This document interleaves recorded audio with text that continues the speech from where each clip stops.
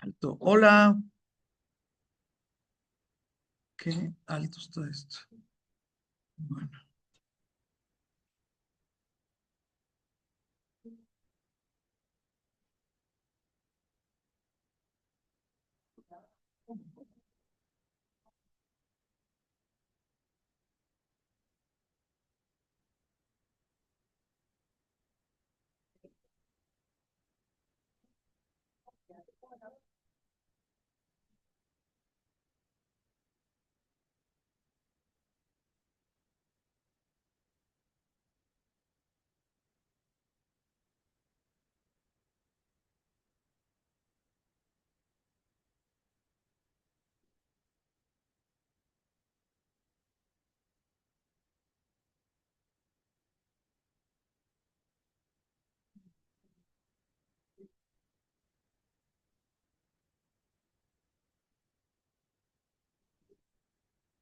pizza.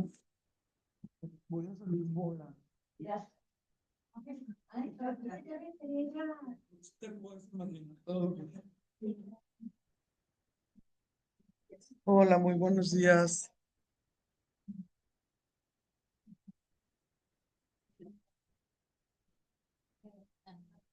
Ay, ve nomás. 20 minutos antes que me hablan de la reunión. No, pues, ¿cómo no? Entonces, bueno, voy a iniciar. Se supone que ya estamos ahí. Y Célida está conectada. Muy buenos días, Célida. Muy buenos días. El día de hoy es nuestro... Buenos días. Sí, esta es la clase número 10. Lo que pasa es que entraste hace muy poquito, Lupita. Entonces, sí, pero ya teníamos mucho. Entonces has de sentir que no fue nada, ¿no? Porque, bueno, híjole, de veras de no poder creerlo. Las 10 sesiones que tuvimos esta vez fue desafortunadamente, ¿verdad? Pues con pues esa tregua, ¿no? Del tiempo que estuvimos de viaje. Normalmente el siguiente semestre pues también tiene un problema porque es en Santa y Pascua. Entonces también lo voy a organizar pues en dos pedazos, ¿no? Antes de Santa y lo que es después de Pascua. Definitivamente no estoy organizando el viaje a Italia. Definitivamente. Las cosas en mi casa sí están bien, pero algo suena que no va a estar tan bien el semestre que entra.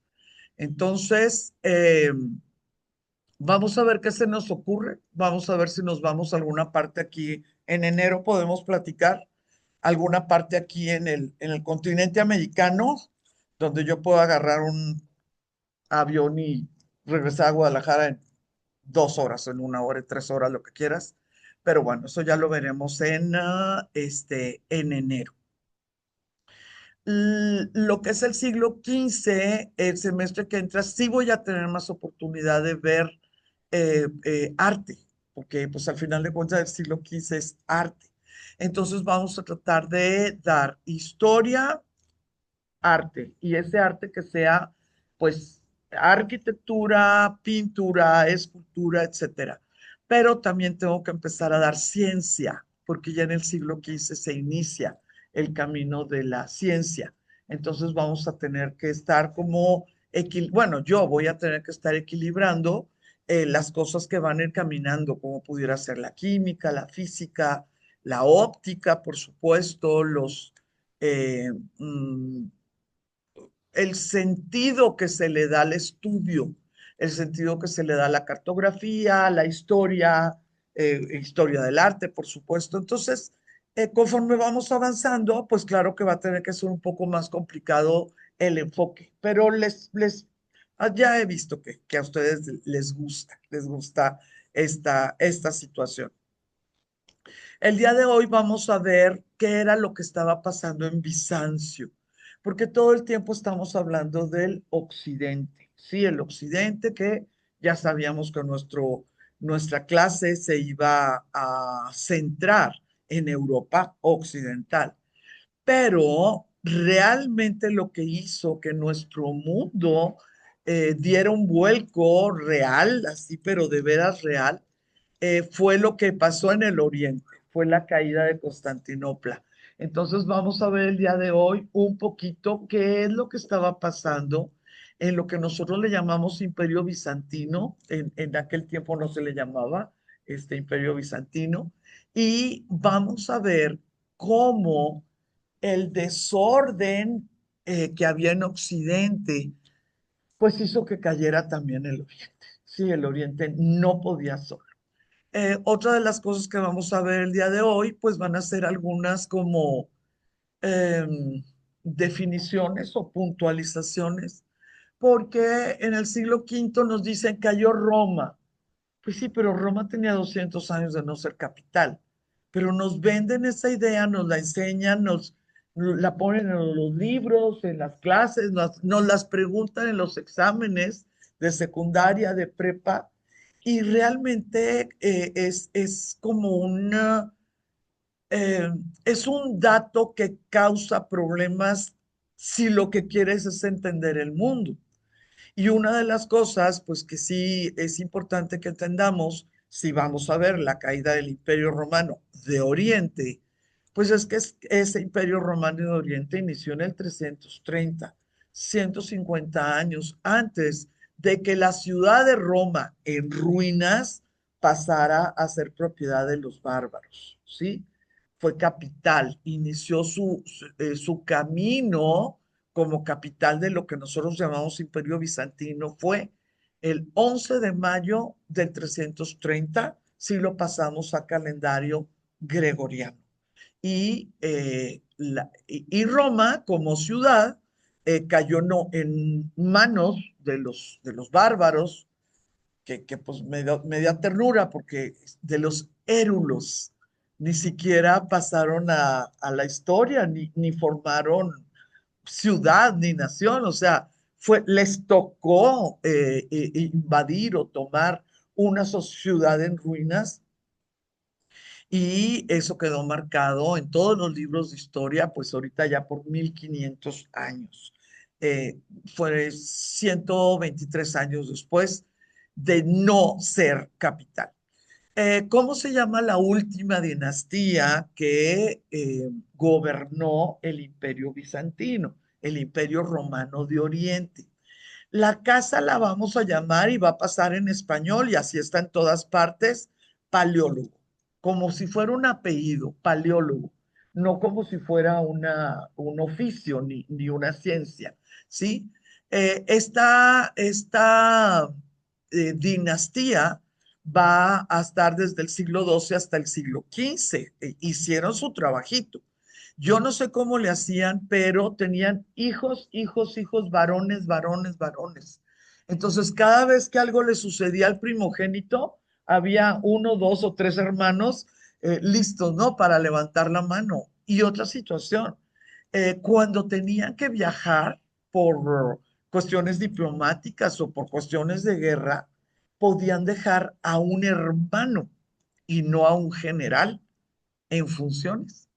Y eso, por supuesto, habla muy bien de esa familia, porque en otras familias lo último que vas a hacer es cederle el trono a uno de tus hermanos, porque lo que va a hacer ese hermano es mandarte matar cuando ya vengas de regreso. Sí, es como una convicción que eso es lo que va a suceder, ¿no? Si le das tantito poder al hermano que no le tocaba, lo único que va a querer es quitarte del camino.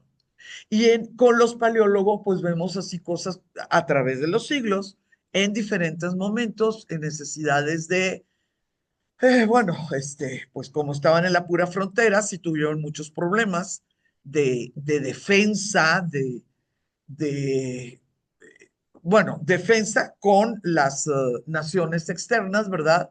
Pero también pues de defensa dentro de lo que era el país por cuestiones étnicas y por cuestiones religiosas. Entonces siempre nosotros lo hemos visto, ¿no? El que tiene la corona siempre tiene que estar viendo cómo no lo quitan de la silla, del trono. Y con los paleólogos sí llama la atención. Es que el perenganito, no sé, Andrónico, es que le quitó el trono al papá y el hermano de Andrónico fue el que lo recuperó para el papá. ¿Y quién va a ser después del papá? Pues el que lo recuperó, ¿no? Entonces es así como un jueguito y otro, y como una espiral donde va armándose y armándose por esa cantidad tan inusitada de hombres dentro de las familias. Sí es verdad que muchos de ellos se casaron dos, tres veces por cuestiones de viudez, pero si nos vamos hacia uno por uno, algunos de los que se casaron tres veces nunca tuvieron hijos. Y los que sí tuvieron tres, cuatro hijos, hombres más mujeres, pues fueron con la mi primera familia o con la única familia.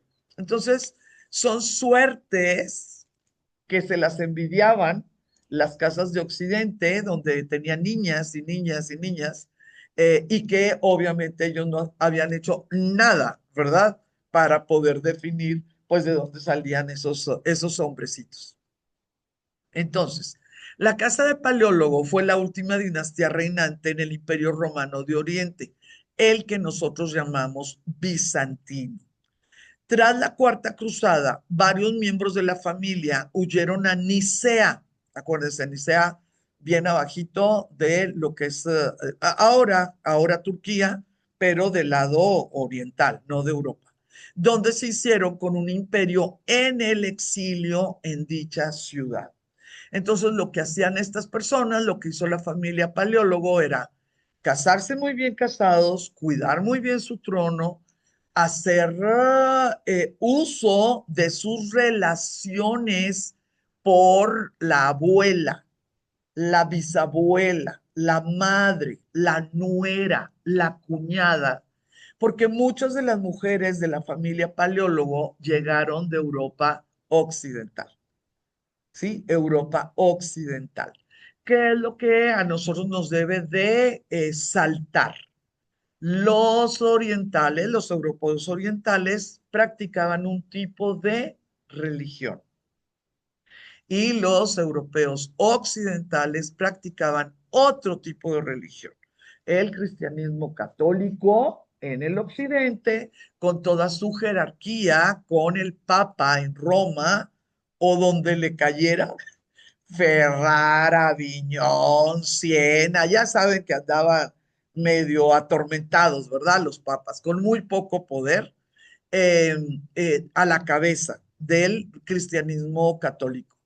Pero dentro de lo que es el Imperio Romano de Oriente, practicaban el cristianismo ortodoxo con un rencor muy importante en contra de los católicos desde el siglo XIII por el saqueo que hicieron los cruzados de los tesoros bizantinos y que muchos nosotros pues los hemos admirado en Venecia, ¿sí? Como pueden ser los caballos. Bueno, no sé si les tocó los originales, ahorita ya están unas réplicas y los originales están guardados, no que los hayan regresado. Eh, Esta situación de que se mandaran traer muchachas católicas, princesas o duquesitas o condesitas, marquesitas, ¿verdad? Católicas que las mandaran traer y que sus papás estuvieran de acuerdo en la conversión, nos puede dar una idea de ay, pues del nivel económico y del poder que pudieras tener la familia, ya que estaban poniendo en juego el alma de sus niñas, ¿verdad? Si tú estás convencida o que la religión correcta, la universal es la católica, pues ¿por qué vas a mandar a tu muchachita para que la conviertan a otra religión para poderse casar con el heredero al trono del Imperio Oriental. Ahorita vamos a platicar de las cosas que inventaron y que trataron de hacer para asegurarles al papá y a la mamá que su niña no se iba a ir al infierno, con la conversión. Em, Déjenme pasar aquí. Si sacamos las cuentas, les comentaba que esto iniciaba en el siglo XIII. Ay, cómo me cae gordo que se me pase tanto. Y el primero va a estar en 1259, pero fíjense cómo él ya es Miguel 8, ya va en el 8. Ellos hicieron lo necesario para cubrir las apariencias y lo hicieron muy bien. Además de que fueron fuertes, definitivamente fueron fuertes, nada más que ay, pues de repente les llegó un tsunami y aunque fuera súper fuerte, el tsunami te va a ahogar, a ti y a todos los que están alrededor. Y ese tsunami se llamaron turcos otomanos. No había manera en que pudieran defenderse. Pero este Miguel VIII se convirtió en emperador en 1259 fuera de Constantinopla. ¿Por qué fuera de Constantinopla? Porque adentro de Constantinopla estaban los católicos, estaba el famoso Imperio Latino, que fue un robo en despoblado. No pudieron cruzar para llegar a Jerusalén porque hubo unas tormentas, porque le cayeron mal los venecianos, porque los piratas estaban tremendos, la. Todo mundo venía hambriento, hambriento de comida, de honor, de gloria y obviamente de dinero, y dijeron, oigan, pero que no esto es una cruzada en contra de cualquiera que no sea católico, que no traemos permiso del Papa para eh, meter al buen camino al que nos encontremos. Pues estos son ortodoxos, claro que están por el mal camino y sin avisarle a nadie pues hicieron la invasión. Y este Miguel VIII, después de haber pasado varias, pues digamos, generaciones, pero no de 20 años, sino porque se murió uno y tuvo que heredar a alguien más de los propios, etcétera. Este Miguel VIII fue el que reconquistó Constantinopla en 1261.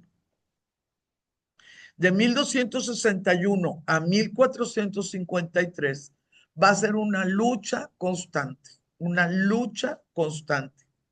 pero en tres bandas, digamos, la lucha.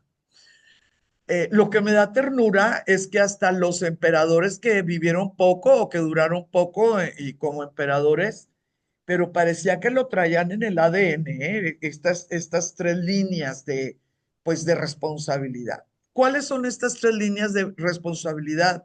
Desde 1261 hasta el 1453. La primera, seguir teniendo hombres, varones.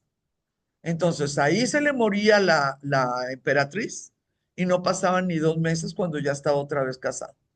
¿Sí? Tenían toda una división, así como tener general de flota y almirante y general y lo que quieras, tenían personas que estaban, pero perfectamente arreglando lo que se tuviera que arreglar para tener esposas. Y no solamente de los emperadores, porque pues si se muere el emperador, pues el hijo pues tiene que tener niños. Entonces, era de llamar la atención el buen nivel de los matrimonios. Ahí no hubo con que no, pues es que como los españoles, que es el mejor ejemplo de qué gente tan antojada, ¿no? O sea, ¿cómo- qué falta de control de esfínteres. Pésimos los matrimonios y por eso se tardó tanto, ¿no? La reconquista. Aquí la familia hacían bien las cosas. Yo no digo que fueran fieles y que amaran a sus esposas, no estoy diciendo eso. Pero esta línea de tener niños legítimos, ¿verdad? O sea, dentro de matrimonios aceptados por las jerarquías, ¿no? Y que fueran hombres, la cuidaron, la cuidaron pues estamos hablando de 200 años, ¿no? O sea, sí, del 1261 hasta 1453. ¿Lo pudieron lograr? No siempre, no siempre, pero que trataron, la hicieron, porque varios de ellos hasta tres veces matrimoniados, y bueno, no había niños, pero había hermanos, y seguía la familia ahí, y vamos, y vamos, y vamos. Esa era una línea. La otra línea es una situación muy compleja, realmente muy compleja. Y para mí, esa es la situación que hizo que cayera Constantinopla. Porque si no hubiera habido niños paleólogo, hubiera habido niños de otra familia, de otro apellido. Y no tenía que haber caído el imperio. Hubiera caído la dinastía, porque no había heredero, pero no tenía por qué caer el imperio. Al caer Constantinopla en 1453, cae la familia, cae el imperio y definitivamente Europa pues entra en otro momento, en otra situación que pues por eso el siglo XV abre tantísimas, pero tantísimas puertas en nuestra historia. ¿Va a tener repercusiones en el Medio Oriente? Sí. ¿Va a tener repercusiones en el Lejano Oriente? También. Dígame. ¿Me puedes explicar? Ya no te pienso porque pues, los turcos son los que llegaron a Dios familia, ¿no? Pero aquí estado. Sí, la situación es la siguiente. Si este segundo pendiente, que era la reunificación ecuménica de la religión católica y la religión ortodoxa, se hubiera podido lograr cuando entraron los turcos, hubiera caído los paleólogos porque el último emperador no tenía hijos varones, pero toda Europa hubiera hecho su trabajo y los turcos hubieran regresado 10 kilómetros, nada más cruzar el Bósforo. No los hubieran expulsado, no, pero los hubieran sacado de Constantinopla. ¿A quién hubieran puesto? Bueno, pues, ¿verdad? Ya tendría que ver quién era el que hubiera estado como más poderoso en ese momento. Pero Constantinopla se hubiera recuperado. Y al recuperarse una capital, pues técnicamente se recupera el imperio. Pero aquí no. Aquí estas tres líneas que estuvieron tratando de armar, de cuidar por 200 años, el tener niños, el hacer una reconciliación ecuménica, que fue la segunda, y a mi juicio la causante de todo. Y la tercera, cuidar sus fronteras. Estas tres lo hicieron, lo hicieron, lo hicieron, lo trataron, lo trataron, lo trataron por 200 años. Y fuimos nosotros, el occidente, los que fallamos. El occidente, nosotros fuimos los que fallamos. A ellos, a los paleólogos, lo único que les costó fue el fin de su dinastía, que al final de cuentas, pues no había niños. Ya era el tercer hermano, porque no había hijos. Sí, o sea, ya la cosa ahí ya estaba muy clara que había una decadencia importante a nivel particular, ¿verdad? De decir, pues no, no hay hijos. Eh, pero no hubo un minuto, ni del antepenúltimo, ni del penúltimo, ni del último, que no pidieran ayuda al occidente, ofreciendo un montón, pero un montón de ventajas a través de la reconciliación, a través del ecumenismo. Y fue el occidente el que decía, híjola, pues es que voy a agarrar la olla y me voy a quemar la mano, porque sí me voy a quedar ecuménico, pero también me voy a quedar con la responsabilidad de mandarte todo lo que tenga que mandarte para poder defendernos de el ejército más poderoso del mundo. El ejército más poderoso del mundo va a ser el ejército creado por el abuelo y mantenido por el padre del que tomó Constantinopla. Era el mayor, el mejor armado y el mejor entrenado del mundo conocido. ¿Qué haces? Digo, pues sí, pues ¿qué haces? ¿No? ¿Qué haces? Sí. Ahora, lo interesante ahorita que nos acaba de decir Mónica la palabra rendir, el occidente sí se rindió. El occidente sí se rindió porque no mandó tropa, ¿sí?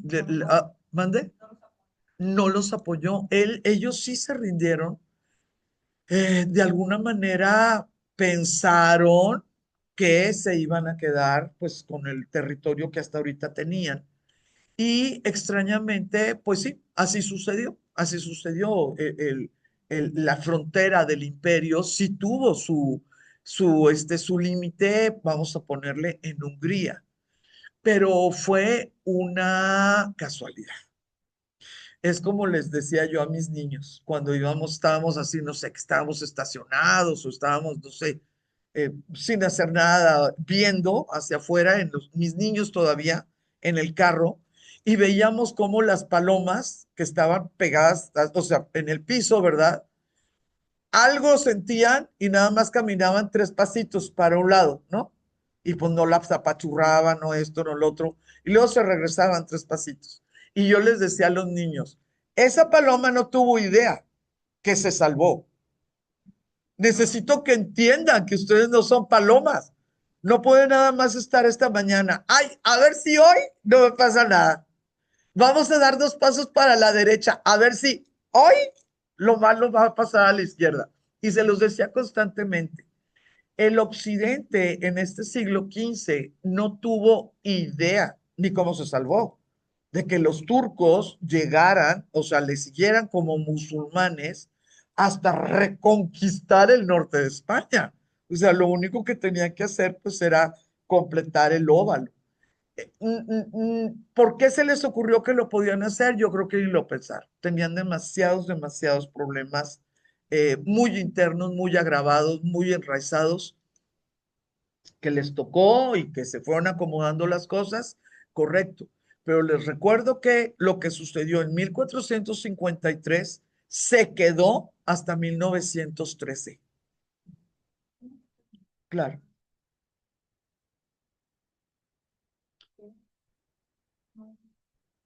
Sí,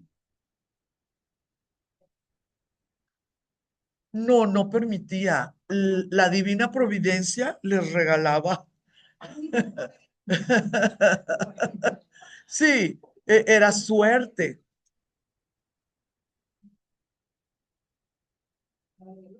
Sí, totalmente diferente.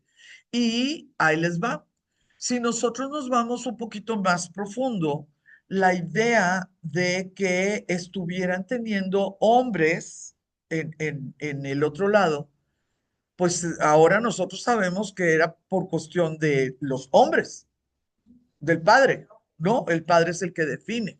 Entonces es chistoso que las muchachas que estaban casándose con occidentales o no podían tener niños o se les morían los niños. Las muchachas occidentales que se casaban con occidentales o no estaban teniendo hombres, hombrecitos, o si los tenían se les morían pronto, a diferencia de algo que estaba sucediendo con esas mismas muchachas, pues la genética, pues te la llevas tú contigo, ¿verdad?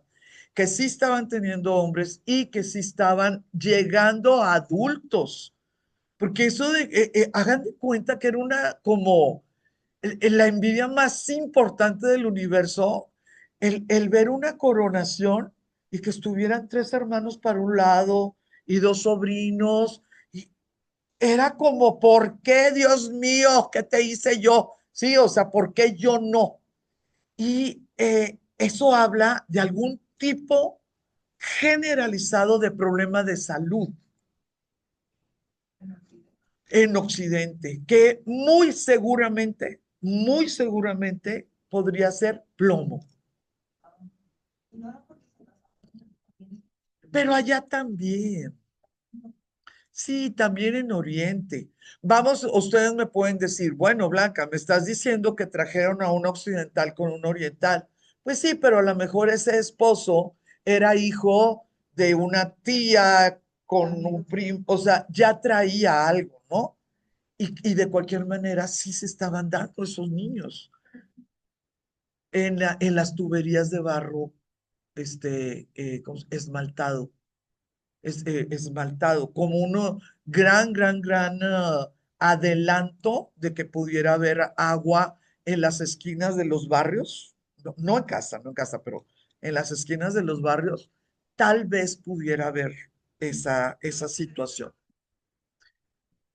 También había niñas muertas, ¿verdad? Pero era mayor la mortandad. Y también esta situación en la cual, pues, los sociólogos forenses eh, pueden hacer una división. Las clases bajas y clases medias que tomaban aguas de norias, de ríos, de lagos, de donde se pudiera, bajaba la exposición, ¿no? A que mandaras a tu siervo, tu sirvienta, a que tomara el agua de esta, pues, fuente, ¿no? Que estaba muy fácil para que te llevaran a tu espacio protegido. Pues son los cotos, ¿no? Los cotos de ahora, pues son esos espacios de antes. Entonces,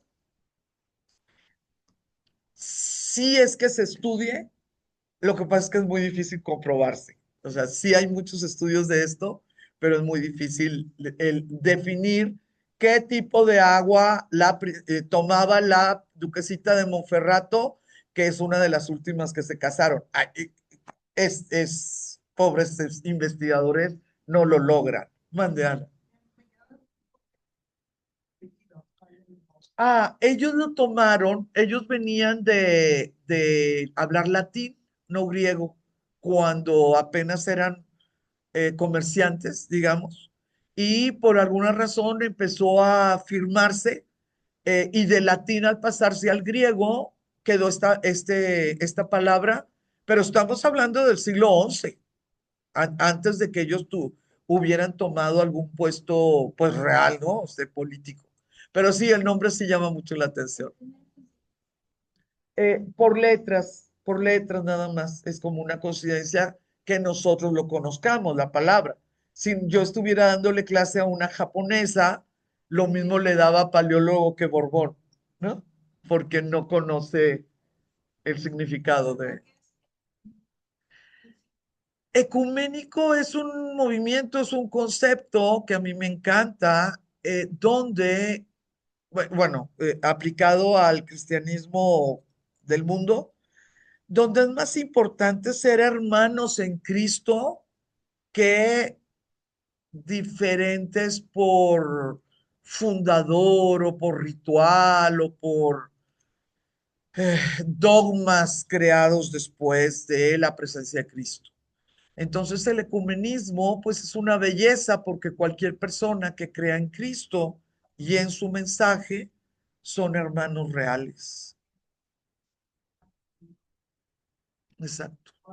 Sí, es como más humano y el ecumenismo es una cuestión realmente mística, ¿no? Crees en Cristo, crees en su resurrección, crees en su palabra, pues somos hermanos, como que herejes, o lo que quieras.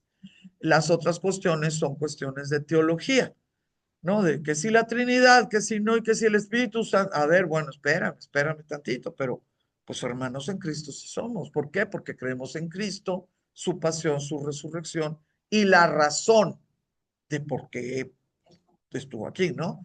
Eh, Dentro del mundo de nuestro mundo, pues el gran promotor del ecumenismo, y vaya que si lo adelantó, fue Juan Pablo II.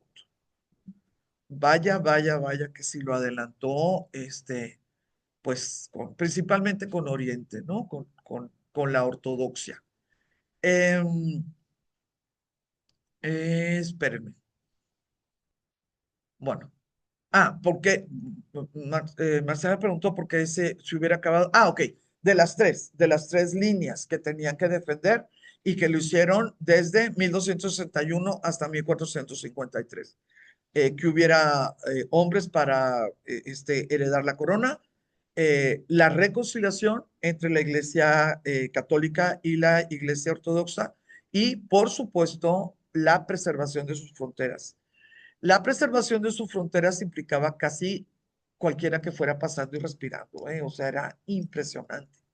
Pero una de las cosas que nos platican muy poco, a lo mejor esto ustedes ya se lo saben, pues porque les gusta la historia y han tomado cursos y todo, y han estado en Estambul, es que Constantinopla ya estaba copada. El imperio bizantino era Constantinopla y Constantinopla era el imperio bizantino. Ya estaba perdido el 90% de lo que pudiera pensarse que fue el imperio bizantino en los tiempos de Miguel VIII. Y muchas veces eso no nos lo platican, eso no nos lo platican. Parecería que en 1453 explotó, ¿no? Una bomba atómica y todo el imperio bizantino. No, pues ¿cuál todo el imperio bizantino? Por eso en los libros se dice la caída de Constantinopla, ¿sí? La caída de Constantinopla. Entonces, estas tres líneas vamos a ir viendo pues cómo a veces se trataba y quién se echaba para atrás y cómo cada vez que se echaban para atrás, pues claro que los turcos avanzaban, ¿no? Occidente se echaba para atrás en algún acuerdo y pues claro que los turcos sabían, son famosos por su sistema de espionaje, claro que sabían qué era lo que estaba sucediendo. Ahora, esto ya lo dijimos. Aristócratas, aquí está. Esto también, dominio, esto también ya lo dijimos. Y aquí está algunas situaciones que se me hacen muy, pero muy, muy, muy importantes. Miguel VIII, a través de una muy importante cantidad de regalos, logró que se hiciera un concilio. Ese concilio, pues fue fácil manejar porque todavía estaba esta situación de que quienes están en la península itálica y quienes están en Francia y quienes le van a los que están en Francia, etcétera, ¿no? Este concilio fue en Lyon en 1274, o sea, acabándose el siglo XIII. Estamos en pleno medievo, estamos en plena situación, pues, de desorden, malas comunicaciones, muchísimas pugnas. El Sacro Imperio quería mandarle al Papa, el Papa quería mandarle al emperador, el Papa de Roma decía que era el mero mero, el emperador decía que había otro Papa, el rey francés decía, síganse peleando, al ratito yo mando al mío. Era una situación de absoluta anarquía. Lo interesante de este segundo concilio de Lyon fue que logró una tregua o una reconciliación. Eh, Logrando utilizar las palabras más adecuadas, eh, eh, eh, la diplomacia antes que todo, porque era importantísimo que nunca se manejara Oriente. Nosotros los perdonamos a ustedes, Occidente, por haber tomado nuestro imperio e establecer el imperio latino. Nunca se debió, nunca se dijo, pero pues por una cuestión muy consciente, ¿verdad? Nada de que te perdonamos. Todo va a ser, todos volvemos a pensar en lo correcto. Es que nunca nos debimos de haber separado. Es que nosotros somos hermanos. Toda la diplomacia se trabajó en este segundo concilio de León. ¿Por qué era tan importante para Miguel VIII esta reconciliación? Porque él estaba, número uno, corriendo a cuántos intereses les gustan. Venecianos, lombardos, sicilianos, genoveses, pisanos, florentinos, todos los que tenían negocios muy florecientes, muy, pero muy, muy prósperos, que tenían sus negocios en Constantinopla, aprovechando la mejor sucursal del mundo, ¿no? Pues imagínate nada más estar en una de las ciudades mejor amuralladas con el famosísimo, ¿verdad? Cuerno de oro, con las posibilidades de vas para arriba, mar negro, mar lo que quieras, Caspio, lo que te dé la gana, y vas para abajo, aquí tenemos el Mediterráneo, y vas para un lado y ya entras a la ruta de la seda. Todos esos occidentales, en el momento que Miguel VIII recuperó ese espacio en el siglo XIII, todos ellos católicos, fueron gravemente dañados en lo que más duele, en su economía, en el bolsillo, ¿sí? Entonces Miguel, bueno, Miguel y su grupo de gente tan inteligente supo que necesitaba pues un bravucón más grande. Y el bravucón más grande tenía que ser el Papa. Si lograban que el Papa dijera que Miguel VIII era el nuevo emperador y que eran hermanos en la fe, cualquier guerrita, batalla, boicoteo, sabotaje que pudieran tener estos comerciantes que perdieron, ¿verdad? Pues esta situación de, ay, qué bárbaro, de ventajas comerciales al estar en Constantinopla, se podría ver pues como una causante de excomunión o un causante de no te doy el permiso de casarte con la que quieres casarte. Ya saben las cosas que podía manejar el Papa, ¿verdad? Te podía casar, descasar, hasta podía legitimar hijos de relaciones pues ilegítimas, ¿verdad? Entonces, esto que hizo el primero de esta línea, pues sí nos va a dar una idea de lo estratégicos que fue esta familia, sí, esta última dinastía. Entonces, aquí ya se los pongo.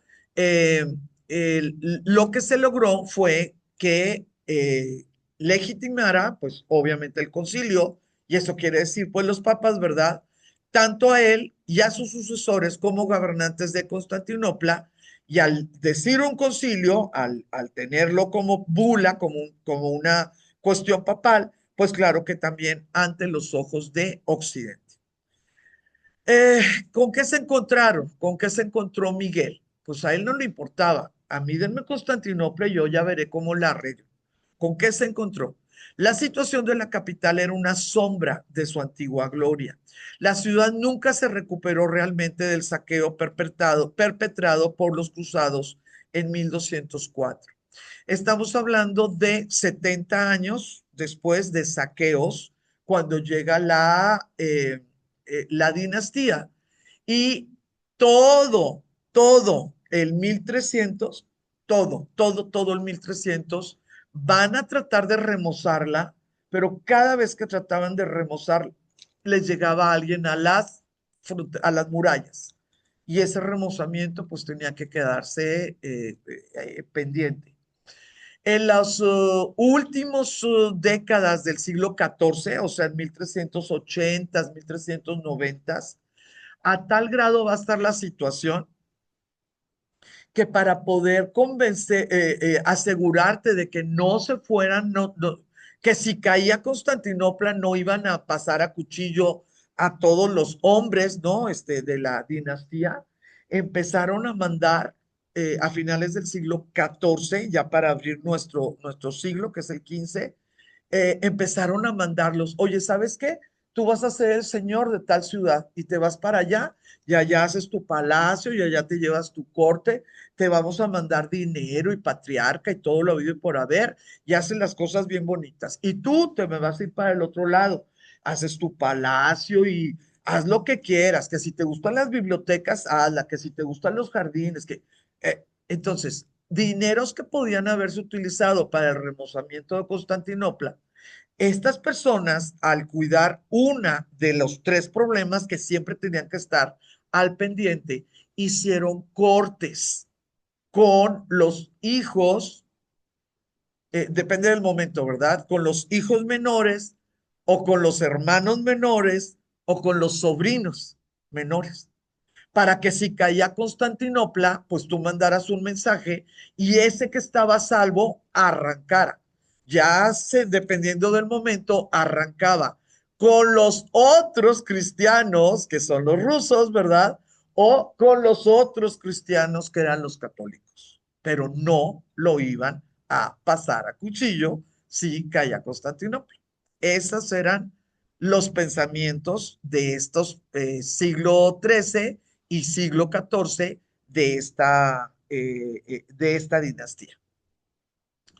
En lugar de la gran capital imperial que había sido en el pasado, la Constantinopla del siglo XV era una red de centros de población casi rural, en la que muchas de las iglesias y palacios, incluido el Gran Palacio de Constantinopla, estaban abandonados y en mal estado.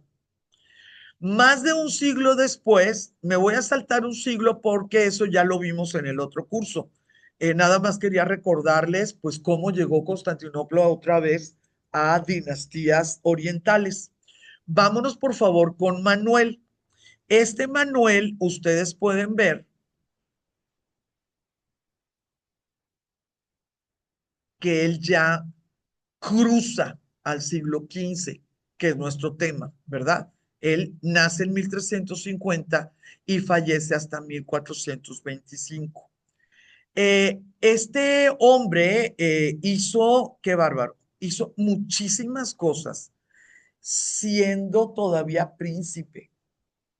Entonces, ahí esta situación que les digo, pero mira, lo tenían clarititito, clarititito. A ver, yo soy príncipe, pues sí, pero para poder ser emperador, pues mi familia tiene que estar en el trono, porque si no, pues ¿cuándo voy a ser emperador? Entonces él hizo lo que tenía que hacer. Por ejemplo, logró ser emperador bizantino a los 41 años de edad, siendo que en el occidente estaban los muchachitos, el bebito, el de 11 años, y la regencia, y el de 16 años, y que la mamá, y que el tío, y que a veces tenían 14, 4 regentes, y todo se hacía como que chueco. Él fue emperador hasta que cumplió 41 años de edad. Él tuvo que cuidar la corona cuando su hermano le quita la corona al papá y también tuvo que cuidar la salud del papá porque entonces de nada le servía recuperar la corona si no tenía el papá que legalmente recuperara trono, legitimidad y le pasara a él de manera natural el trono.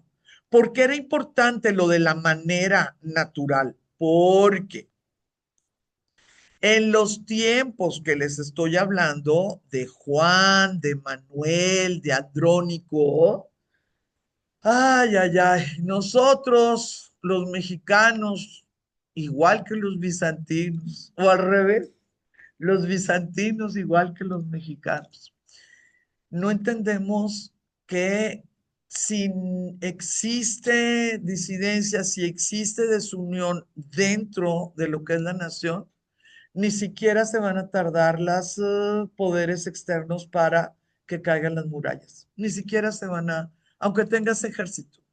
Y en esos tiempos, en los tiempos del siglo XIV y claro, la apertura del siglo XV, había una situación terrible, pero terrible de decir muertes, acuchillamientos, ahogamientos de las muchachas. Yo no sé por qué les dan aventarnos a las norias. Yo no sé si no nadábamos o si éramos las que traíamos más ropa o yo no sé qué pasaba que nos aventaron a las norias en estos tiempos por una diferencia de pensamiento que van a ser los unionistas y los no unionistas. ¿De qué estamos hablando? De las religiones. No es una cuestión política, es una cuestión religiosa. Nada más que ahí les va. Las personas que estaban en pro del unionismo en los tiempos de Manuel, y luego pues ya van a seguir otros, y luego ya Constantino, y se nos acaba. Constantino 11. Los unionistas estaban convencidos que el imperio estaba perdido. Y tenían razón.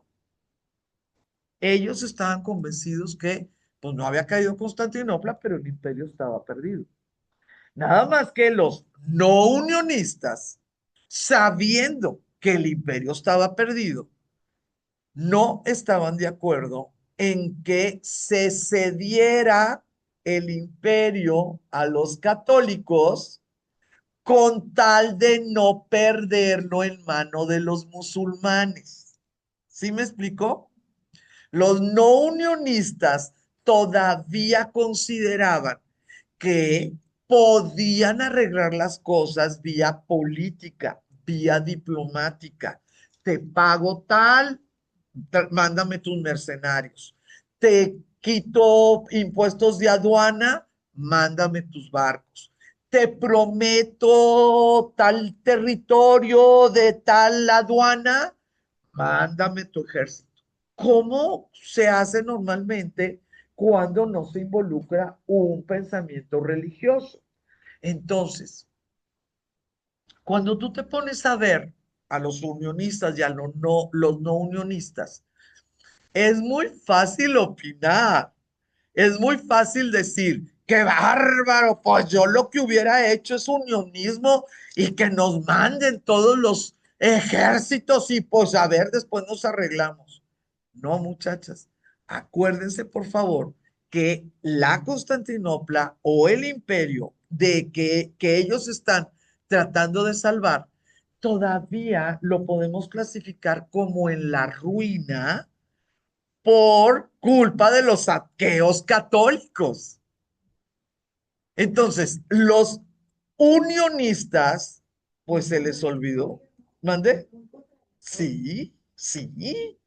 Entonces los unionistas, pues son estas gentes que dicen, no, pues allá con Santana, pues que hubieran agarrado también Nuevo León. Ahorita tendríamos McDonald's. Sí, pero tu familia no hubiera estado ahí. Porque ¿no? O sea, no, no es así la forma como se pueden ver las cosas. Desde ahorita, que ya todo funciona, ¿verdad?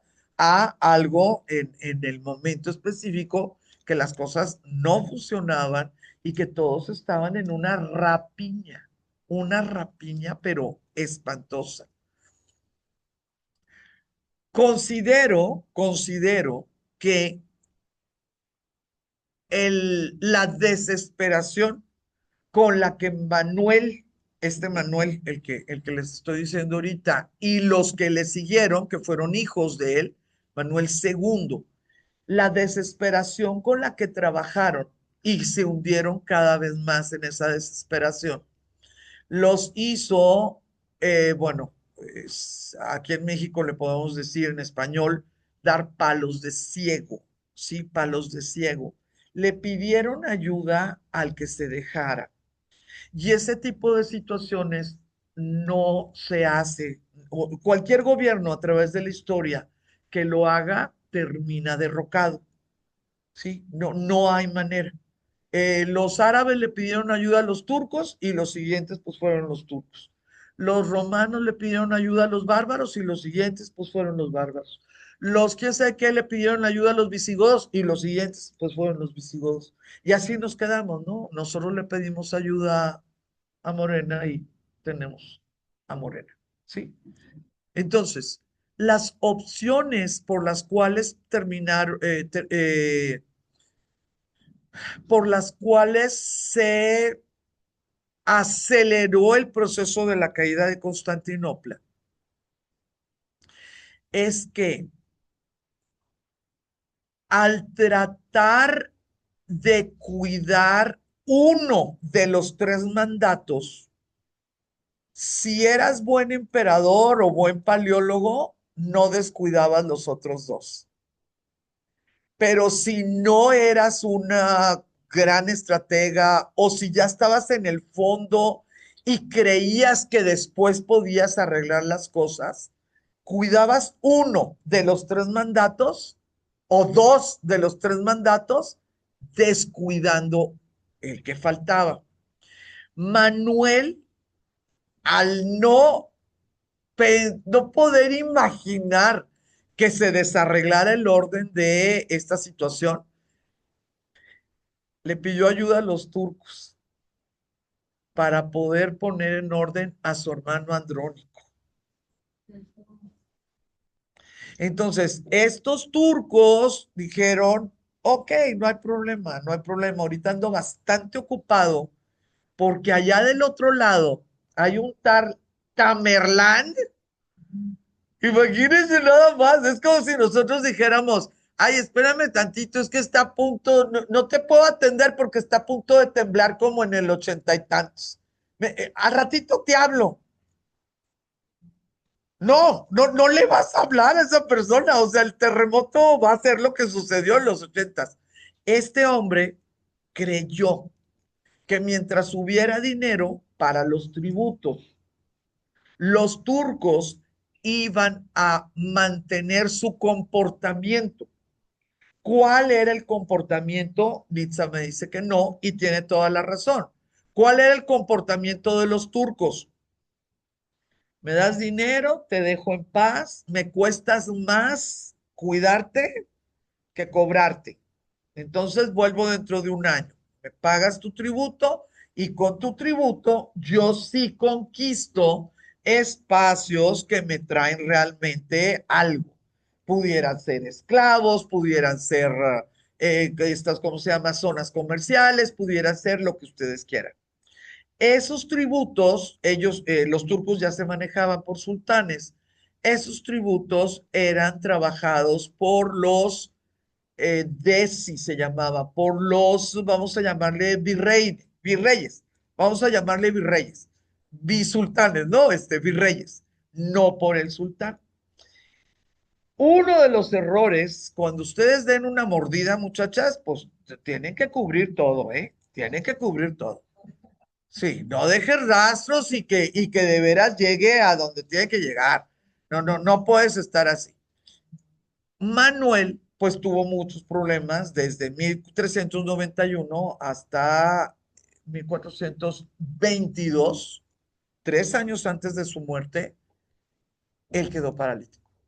Entonces, no solamente sus problemas de familia, cuando ya fue emperador, sus problemas como imperio, también tuvo problemas donde, ¿qué puedes hacer? Eres el emperador y estás paralítico. Es- pues ahí ya se marca tu destino, ¿no? Y el destino de tu pueblo. Él no cuidó que el sultán estuviera contento. Él no tuvo esa posibilidad de cuidar hasta el último detalle. Aquí va el tributo, pero aquí está esta piedra que me acabo de encontrar en el río que dice que para que el sultán la ponga de adorno en su mesa y la va a llevar mi mensajero, ¿sí? Ese tipo de cosas era demasiado lo que estaba apretado y no tuvo la visión de entender que muchas de las cosas no estaba este señor que se llama Bayezid, Bayezid primero, llamado el Rayo, no estaba enterado acá del medio, ¿sí? Entonces, si se te llega el agua al cuello y el que te reclama es el sultán, ay, pues tú bien contento porque, ay, pues si somos amigos y el sultán, ¿quién eres? Desde que, ¿por qué amigos de qué? Y empiezan los problemas ya graves, porque tú ya traes el agua al cuello. ¿Qué le vas a estar comprobando al sultán? El sultán ya viene con la caballería, ya mandó al ejército. ¿Quién es este Bellacid? A ver, perdón, antes de, ¿alguien quiere pasar al baño? Sí, cómo no, cómo no. Aquí nos quedamos y podemos hacer comentarios o preguntas. Claro, claro, claro.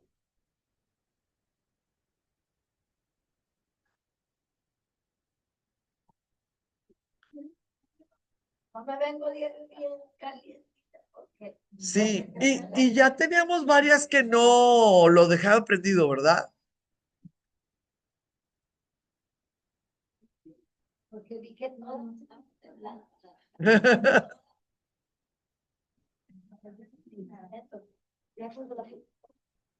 Ahí está.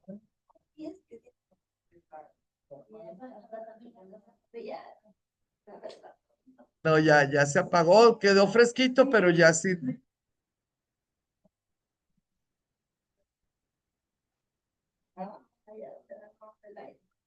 Está en la, pues ya se nos fue noviembre, muchachos, de no poder creerlo. Pues el domingo me dijo que ya no iba a ir a misa, que porque no se sentía segura de estar, esto y todo, entonces ahí va. No sé por qué, pues, porque mi mamá, sí, vamos a ver, vamos a ver. Ahorita vino arregladísima porque tenía posada y regalo para un lado y regalo para el otro y trajo tamales de Monterrey y así lo que quieras. Entonces, bueno, pues qué bueno, ¿verdad? Pero te aseguro que va a regresar a la casa y se va a dormir toda la tarde. Sí, te aseguro. Sí, así es. Bien a gusto y descansas un rato. Sí,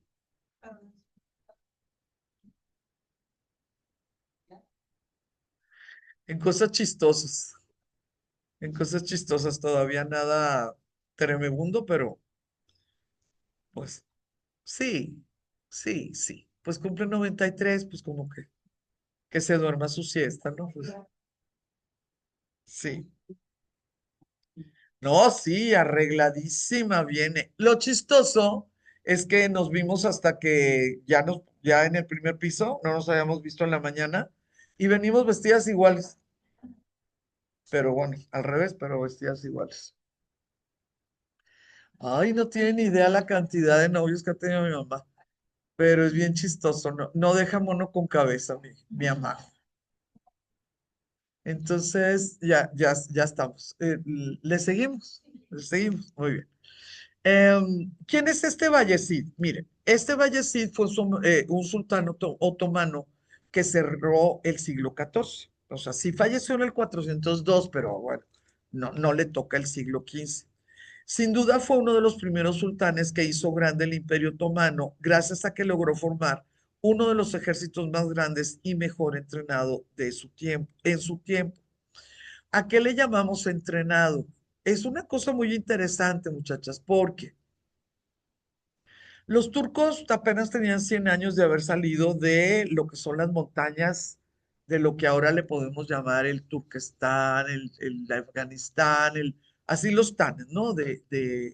Pues, el Medio Oriente. Apenas tenían un siglo.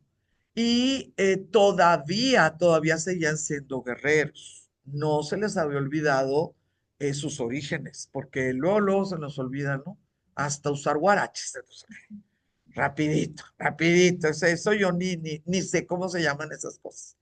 Ellos siguieron con sus enseñanzas, con sus festivales anuales. Claro que ya no con cuestiones relacionadas que con el sol y con el fuego, no, porque ellos ya eran musulmanes.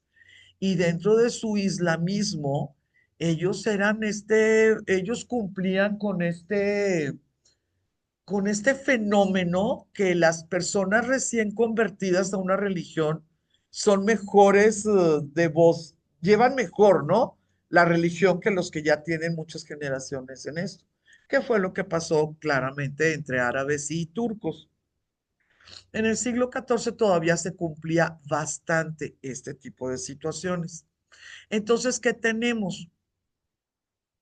Que algunas de las técnicas que ellos utilizaron de manera natural como turcos, montañeses del Medio Oriente, todavía no se manejaban de manera tranquila, ni normal, ni nada, ni en Europa Oriental, menos en el Occidente. Ejemplos, jinetes. El tipo de caballos que ellos tenían eran caballos muy superiores, Carlota, muy superiores a lo que había en Europa. Eso significa todo, significa resistencia, significa fuerza. hasta la idea de que no la velocidad, cuánto duran sin tomar agua. Fíjense, una cosa tan impresionante. ¿Cuánto duran sin tomar agua? Y no desfallecerse, ¿verdad? Ese tipo de cosas, pues ya ellos tenían 100, 200, 300 años de saber cómo se estaban haciendo las cosas con la situación que ellos fueron desde hacía 200 años los guardaespaldas de los árabes, dueños de los caballos más hermosos, perfectos, y dueños del método de crianza, donde se podía seguir pues exaltando, no sé, resaltando, ¿verdad? Las buenas características. Eso es una cosa. Si tú estás basado, si tu triunfo está basado en tu caballería, pues cómo no vas a ser totalmente superior si tus caballos son mejores que los de la otra caballería. Ahora, esa es una cosa. Otra de las cosas, qué barbaridad. Dentro de lo que eran los ejércitos turcos o ejércitos musulmanes en general, el ancho del lomo en el occidente todavía estaba relacionado con la fortaleza. Era un caballote, no percherones, esos todavía no existen, pero era un caballote, pues era un caballo que te podía sostener con armadura, ¿verdad? Occidente, armaduras. Pues sí, nada más que es como si pusieras un muñeco de peluche arriba de un animal que tenga su lomo y las ancas, ¿a quién le vas a ayudar? Pues cómo se van a subir, etcétera. En el espacio ya musulmán, porque también el norte de África lo tenía, la esbeltez del caballo no estaba relacionado con falta de fuerza. Y el tipo de armaduras que se tenía con estas personas, pues era como una símbolo como de cobardía. Sí, la idea de que taca, taca, taca, taca, taca, taca. Entonces una cosa llevaba a la otra, ¿no? Pues ¿para qué necesitas traer caballos que sostengan, ¿no? Que sostengan peso de Occidente si tú no le pones peso al caballo por cuestiones de técnicas de guerra. Ellos traían estas armaduras hechas con ropajes. ¿Necesitas agüita? Gracias, Mónica. Ahorita te van. Ah, sí. Ahorita te van a traer una agüita. Ahorita te van a traer una agüita. El, ah, ah,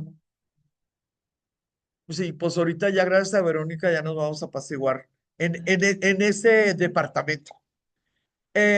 Las armaduras que ellos utilizaban eran armaduras hechas con diferentes capas y capas y capas hilvanadas de algodones, de telas de algodón. Y es cierto, no pasaban al menos el golpe de sable. Flechas, claro, pero bueno, muchos de ellos traían cuero y luego algodón, algodón, algodón, algodón. Eh, Gracias a esa esbeltez, desde hacía muchísimos siglos existía una técnica que como nosotros somos buenísimos para desechar cualquier cosa que no sea católica, pues nosotros no podíamos andar utilizando esa técnica porque era técnica de herejes, paganos, blasfemos, brujos y lo que ustedes quieran. Ah, sí, sí, números, matemáticas, astrolabio, todo lo vi por ahí. Estas personas, lo que eran los ejércitos, pues, musulmanes, tenían la capacidad de sostenerse solamente con las rodillas en lo que eran los costados del caballo, levantarse y poder voltear y tirar flecha. Cosa que si tú tienes un animal de este tamaño no la libras, aunque seas muy fuerte. O si tienes una armadura, ¿cómo? O sea, ya sabrán, ¿no? Aquí ya se atoraba el fierro y lo que quieras. Ese tipo de situaciones hacía unas combinaciones que en los ejércitos occidentales no se lograban. Los arqueros eran de a pie y los jinetes eran en el tiempo este, pues sí tenían ballestas, lo que quieras, pero para enfrente, ¿sí? Para enfrente. No, me voy, vengo, regreso, me doy la vuelta, etcétera. Por último, en el occidente hubo una como en la Edad Media, ¿verdad? Hubo como un pantano, como una laguna con respecto a las maravillas de las estrategias militares de los romanos, pues con la caída del imperio. No era una cuestión que simple y sencillamente los bárbaros le dijeron a los romanos, ay, por cierto, quiero que siga la academia del ejército de los centuriones y de los estos. Hubo una laguna importante.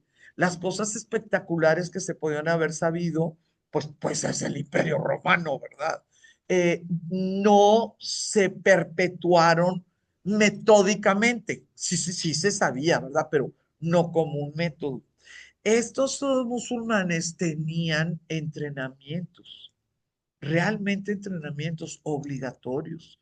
Entonces, si tú hacías una leva, no era como que, pues, ¿y qué va a hacer el campesino? Pues si nunca ha agarrado lo que quieras, o pues es que los campesinos nomás con su cuchillito, no, tenían entrenamientos. Y, ay, lo que les voy a decir, pues va a ser una cosa que dices, bueno, pues así es la historia y así somos nosotros. La retirada, el llamar a retirada, no implicaba deshonor. Era una decisión que tenía que tomar el general en pro de la victoria posterior. Era una estrategia. En los musulmanes, vámonos, vámonos aquí, ya esto no está jalando, ¿verdad? Esto ya se acabó por hoy, ¿no? Dentro del mundo occidental, no, primero nos morimos todos antes de... Y ese primero nos morimos todos, pues era puras vergüenzas, porque muchísima gente no estaba de acuerdo en que primero nos morimos todos, entonces había retiradas en bandada, desertores que dejaban los puestos sin atender, y entonces sí, ¿verdad? Pues ahora sí nos morimos todos, porque pues ya se acabó lo que es eso. Entonces, muchas de las estrategias que tuvo este señor Vallecid fueron creadas no por él, ¿verdad?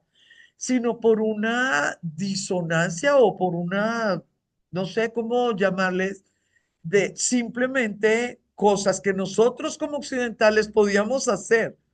No, no es como la Segunda Guerra Mundial que alguien inventó una bomba atómica y nadie más. No. En ese momento la diferencia entre los ejércitos era más bien mental. Eh, Eran culturas totalmente diferentes y nosotros los occidentales, pues por lo visto estábamos muy ocupados en ver quién se casaba con quién y qué pedazo de tierra era de los ingleses o los franceses, a qué papa le ibas, cuál emperador. Les recuerdo que pues en el tiempo de este Vallecid todavía estaban los emperadores del Sacro Imperio fuera del imperio, andaban en Hungría y andaban en Bulgaria y andaban pues donde se pudiera. Entonces sí había un desorden total. La frontera y el Islam, perdón, la frontera entre el Islam y el cristianismo se estaba acercando poco a poco hacia Hungría, en la cual reinaba el rey Segismundo de Luxemburgo. Imagínense nada más, en Hungría estaba una casa que pertenecía a Luxemburgo y ese hombre, a través de, pues, muy buen trabajo diplomático, pero además de una participación muy activa en contra de los turcos, es el futuro emperador. En ese momento no es el emperador, pero él va a tener que hacer cosas que sí es verdad que detuvieron el avance de los turcos dentro de Europa Occidental. Y gracias a eso, bueno, se fueron eh, aceptando entre las otras familias, se fueron quitando los otros electores y este Segismundo de Luxemburgo va a terminar siendo un emperador, o sea, el emperador del Sacro Imperio Romano Germánico. Pero en ese momento andaba en Hungría. ¿Qué fue lo que decidieron todos, católicos y ortodoxos? Una nueva cruzada se vio como la única solución viable para detener el avance. Y aquí, por favor, ustedes ya se lo saben porque ya lo estudiaron. Tenemos cisma de Occidente, papas en Aviñón en Roma. Tenemos guerra de 100 años, ingleses en Francia y Francia peleándose con todo mundo. Y una cruzada nueva, pues ¿quién decide? O sea, ¿quién tiene tiempo? Y si ya se decide, ¿a quién mandamos? No, no tenemos un chorro de cosas que hacer, no podemos, no podemos. Y esa es la otra. Nomás ganaron una y todo lo demás fueron pérdidas, como dice Verónica. Pues ya aprendimos, ¿no? Nos tardamos 7 cruzadas, pero ya aprendimos. Las fuerzas cruzadas finalmente lograron reunirse en territorio húngaro hacia principios de julio, o sea, verano. Y eso es terrible porque te juntas y viene la temporada de lluvias y no te puedes mover. Y todo ese tiempo tiene que comer tu ejército. Entonces fueron decisiones, no decisiones, se van armando mal las circunstancias. 1396, fíjense cómo se está cerrando el 14 y esa es la plataforma para lo que va a suceder en el 15. Las repúblicas de Venecia y Génova aportaron embarcaciones y apoyo logístico para los cruzados. Se considera que esta cruzada de 1396 hubo entre 16,000 y 20,000 personas. Traten de alimentar una cena, una boda de 100 gentes. 100 gentes, nada más, una noche. Estamos hablando de entre 16,000 y 20,000. Bayezid aniquiló a los cruzados, aniquiló a los cruzados y siguió con el bloqueo de Constantinopla. Entonces, yo quisiera también, por favor, que empezáramos a darnos cuenta la cantidad de muertos occidentales que empezaron a llegar desde 1396 hasta 1453, porque siempre nos dicen, es que abandonaron Constantinopla. No, lo que pasa es que mandábamos de 15,000 en 15,000 y nos los mataban en una Europa con peste, bubónica, negra, malaria, guerra de 100 años y lo demás. Entonces, a mí sí me gustaría que diéramos una visitadita a la demografía, ¿sí? A la demografía de ese momento.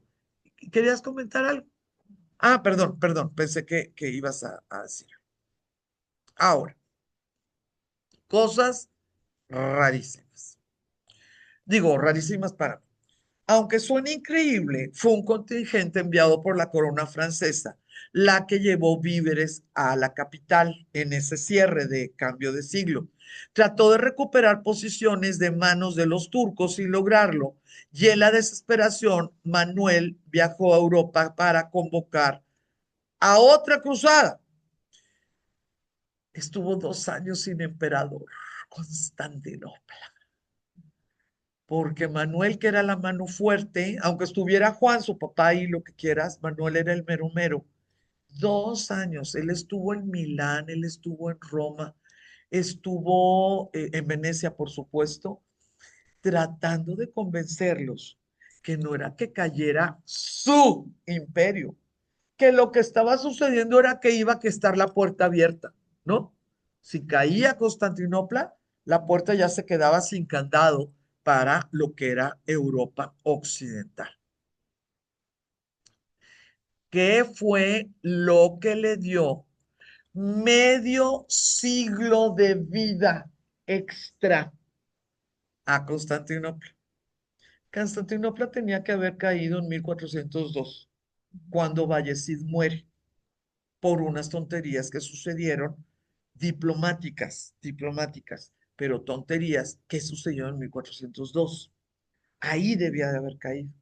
Nada más que les cayó Tamerlán por el otro lado. Entonces, ¿qué fue lo que dijeron? A ver, yo venía en contra de los turcos.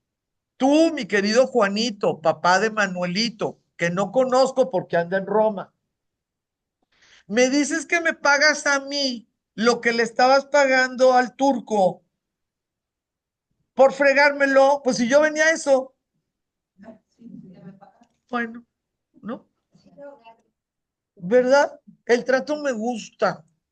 Entonces, muchachas, muchachos, ¿qué es lo que vamos a hacer? Pues nosotros nada. La peleita la agarraron entre ellos, dos gigantes, pero de veras, gigantes, de Uzbekistán, allá estuvimos nosotras. Bueno, y de todo todo ese lado, de los tanes, todo, todo, todo. Fue un guerrero magnífico, de veras, pero magnífico. Al enterarse de la llegada del ejército, le dicen Timúrida, porque nosotros le decimos Tamerlán, pero bueno, es Timur. El sultán Bayezid levantó de manera definitiva el sitio de Constantinopla y ahí pues le dieron otros 50 años. Las batallas fueron cruentas, los otomanos fueron aniquilados más bien por sed. Fíjense, por favor. Ay, no, es que me encanta la historia. Tamerlán es heredero de la cultura de Gengis Khan. No, no, no que tenga el ADN de Gengis Khan, pero es heredero de la cultura, de lo que quieras. Sí es verdad que ya estaba convertido, pues porque ya habían pasado los tiempos y lo que quieras, pero es un heredero de esa cultura.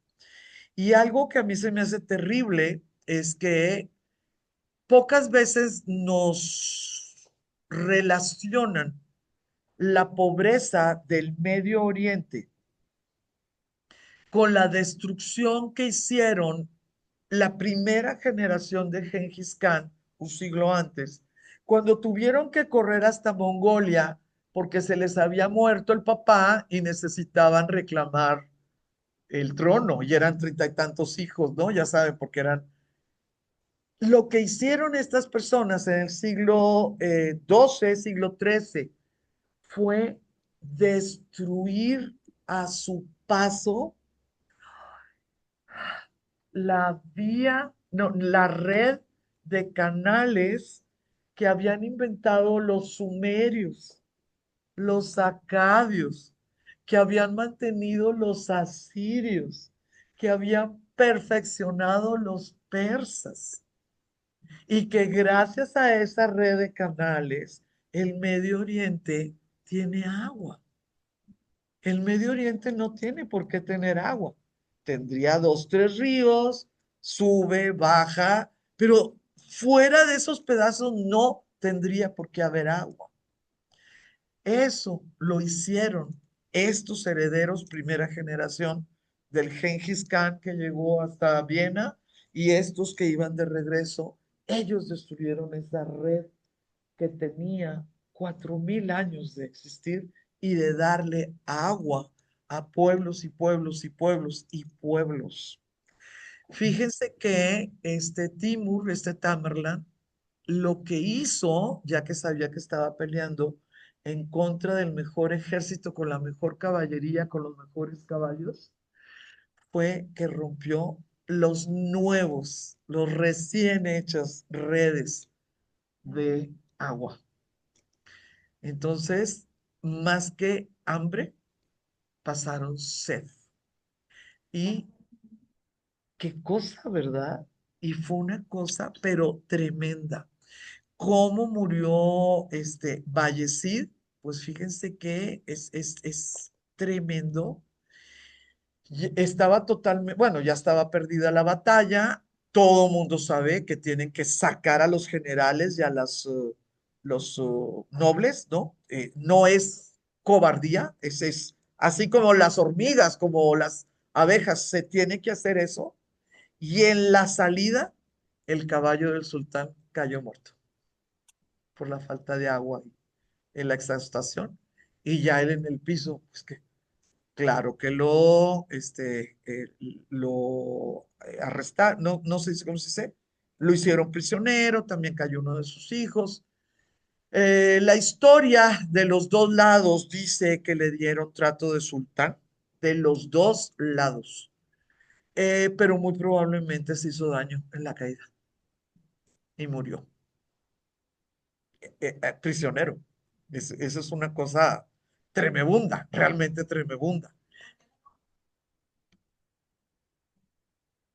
A Tamerlán, ser dueño del mundo, sí. Los pueblos imperialistas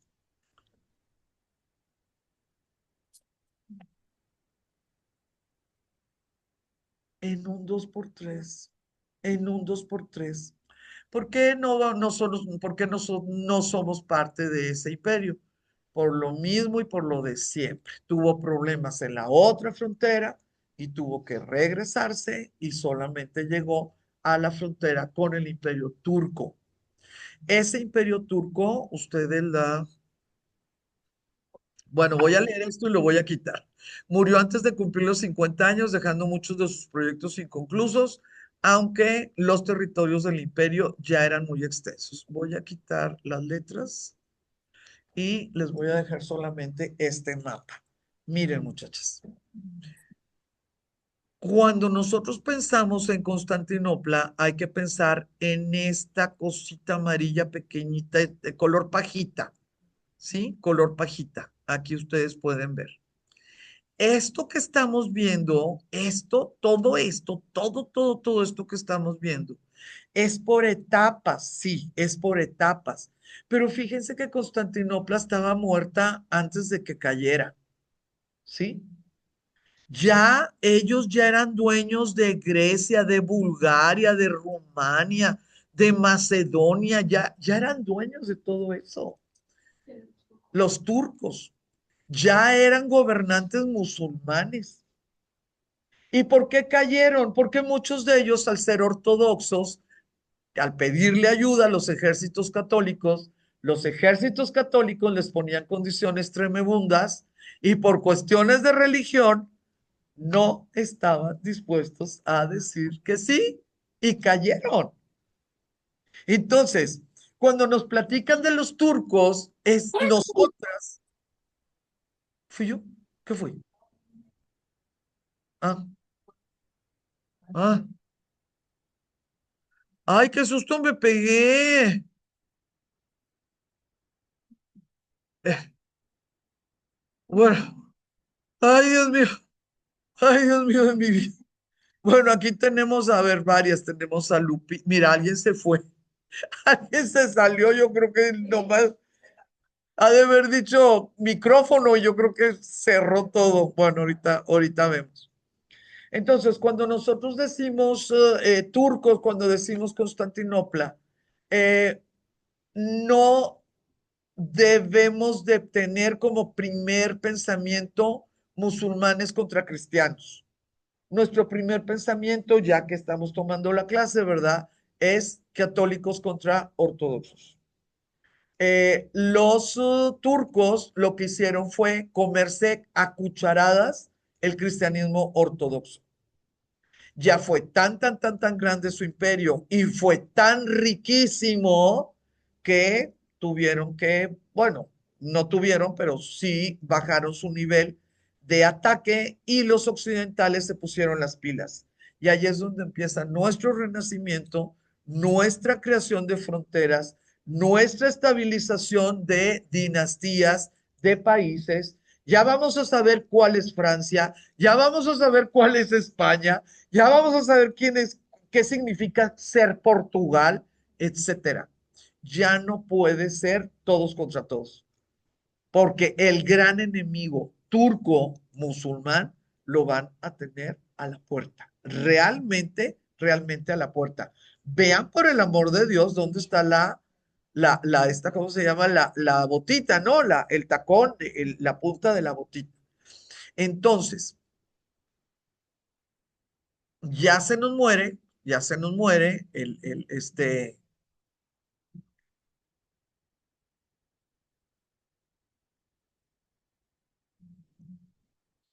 tenemos Mehmet.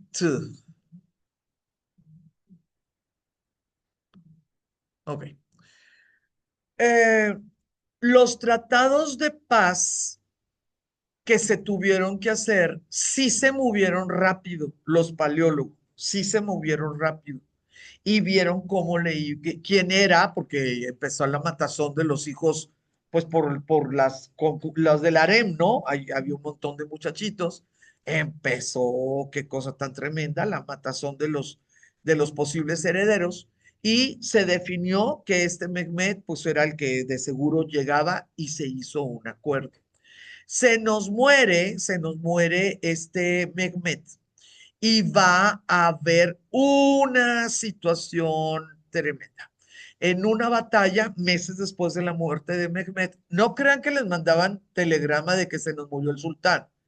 Cada rey y cada príncipe, duque y los marqués tenía que tener pagados a los comerciantes y a los navegantes, tenía que tener pagados para que cada vez que sucediera algo, mandaran mensajeros y tú pudieras saber, pues, en la ciudad donde estaban. Entonces, aunque pareciera que estaban cercanos, como se la pasaban en guerras, los sultanes se movían y si se moría alguno en batalla o en cama o lo que fuera, tú tenías que ver cómo le hacías para estar seguro si había amanecido o no había amanecido. No es como ahora que se anuncia, ¿no? Y todo el mundo sabe a los 2 minutos, pues, lo que está sucediendo. Pero ¿qué es lo que va a suceder? Se nos muere Mehmet y a los pocos meses va a sufrir un problema en una batalla, una herida, digamos, y va a quedar paralizado, Manuel. Adiós. Como quiera, nos deseamos feliz Navidad por WhatsApp. Eh, Eso sucede en 1422, pero nada más son meses de diferencia. Entonces, las dos potencias que de veras, de veras, de veras estaban decidiendo el futuro, ¿no? El futuro del mundo, bueno, del mundo conocido. Una se quedó medio descabezada y la otra literalmente, pues, tenía que cambiar de sucesor. No, ¿qué es lo que van a decidir? No, qué bárbaro. Pues los paleólogos deciden que no le van a Murad, que es el que sí le iban los turcos. Ellos deciden que le van a un medio hermano de Murad. Pues sí, pero ganó Murad y se amolaron los paleólogos por andarle mandando felicitaciones al que no quedó. Entonces, les pongo aquí, los sucesores de ambas partes realmente se equivocaron. El legítimo heredero al trono turco, Murad II, sitió Constantinopla en 1422. Según el historiador bizantino Ducas, la situación era tan comprometida que la gente demolía sus casas de madera para usar este material para cocer el pan. Ellos mismos estaban destruyendo la ciudad, tratando de sobrevivir. Entonces, para construir. el pan, para cocinar el pan. Juan número 8 fue el hijo mayor de Manuel y pues con la parálisis de Manuel, pues ya estaba en funciones, ¿no? Porque pues no puede ser rey porque no está muerto tu papá, pero pues tu papá no puede ser rey porque está paralítico, entonces fueron coemperadores, algo que lo habían inventado desde hace 1000 años, ellos no lo inventaron. Sí trató de arreglar las cosas, sí trató de, ay Dios mío, llevar a cabo el mandato de su familia, tener niños, eh, se casó 2 veces, no tuvo hijos de ninguno de los dos matrimonios. Punto número uno, tacha.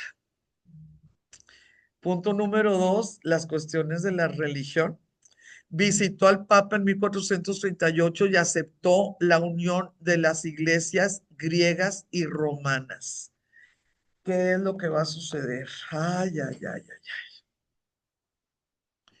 Cuando regresa, se va a dar cuenta que su país en el 38, o sea, estamos hablando de 15 años antes de la caída total, va a estar dividido en guerras civiles, conspiraciones palaciegas, y ahí es donde pues es más fuerte, salidas de capitales. Porque la gente que estaba medio sosteniendo la economía del imperio, en ese momento se dio cuenta que no, y empezaron a llevarse barcos, empezaron a llevarse, a cerrar lo que eran los comercios, ya no llevaban a ese lugar las mercancías, pues de Venecia, de España, de Inglaterra, que las metían por Gibraltar y luego las sacaban ya no estaban mandando mercancía. Entonces este pobre, que según él ya había arreglado una de las cosas, y si ya eran hermanitos, pudiera haber ejércitos, pues sí, nada más que si aunque te llegaran los ejércitos del occidente, con todo eso que estaba pasando dentro de las altas esferas de lo que era el imperio bizantino, pues era cuestión nada más de diferencia de años. A lo mejor no iba a caer en el 53, pero iba a caer en el 55, 57. Quisiera, por favor, comentarles de algo que está aceptado que sí fue cierto. En este viaje de Juan, que Juan es el que está pintado en la flagelación de Cristo. ¿Se acuerdan que les enseñé una pintura? Ay, falta mucho. ¿Se acuerdan? Este es Juanito. Y va a estar en muchas otras pinturas. En este viaje de la flagela, digo, perdón, en este viaje de Juan, fíjense que llevó con él a muchísima gente porque viajaban de 30, 40, 50 personas en un mismo barco. Una persona que le vamos a llamar nosotros Pletón. No se nos va a olvidar porque pues uno es Platón y él es Pletón, ¿sí? No se nos va a olvidar. Este hombre, bizantino, filósofo, obviamente pues hablaba griego, eh, un hombre debió de haber sido con una memoria y con una inteligencia muy sobresaliente, es el que va a llevar el neoplatonismo al occidente. Sí tenemos nombre y sabemos quién y sabemos qué está sucediendo. El neoplatonismo, el pensamiento neoplatónico, es el que va realmente a crear una nueva sociedad, un nuevo pensamiento europeo. El Renacimiento nunca hubiera sido lo que fue si no hubiera entrado el pensamiento neoplatónico. ¿Por qué? Porque gracias a este señor y la forma en que lo planteó, no, más bien, se eliminó el tabú de estudiar a los griegos. Y en el momento que se quitó la idea que era pecado estudiar a los sabios paganos, entró como si fuera turbo, ¿no? Como si fuera, no sé cómo decirle, a la velocidad de la luz, lo que estuvo frenado por muchos siglos. Por eso el siglo XV es muchísimo más sobresaliente que el XIV, a pesar que yo les di en lo que es el humanismo y la pintura diferente y la perspectiva, sí, pero era manera de ver el mundo. El neoplatonismo es la manera de pensar el mundo. Y en el minuto que Este hombre, Pletón, por venir también acompañado, tuvo contacto con académicos, tuvo contacto con personas ya relacionadas con las ideas humanistas, contacto con los académicos de las universidades. Acuérdense que el cisma de Occidente fue arreglado por académicos de universidades. Todos eran sacerdotes, ¿se acuerdan? Todos eran colegios catedralicios. En el momento que se logró que una sola persona en una conversación lanzara esta cantidad de semillas, que fue la respuesta a tantísimos problemas de estar obstaculizando y obstaculizando, pues se inició. Ahora sí, se inició el camino que nos va a llevar a la era de la Ilustración, que es en el siglo XVIII. Entonces, él va a ser un humanista y filósofo neoplatónico bizantino. Es uno de los principales o el gran impulsor del estudio del griego en el mundo latino. Entonces, si tú estudias griego, lo único que necesitas es que te pongan en alguna parte donde hay un escrito en griego. Ya no necesitas irte hasta Toledo o mandar comprar a Sevilla las traducciones que hacían los judíos, o en Damasco, ¿sí?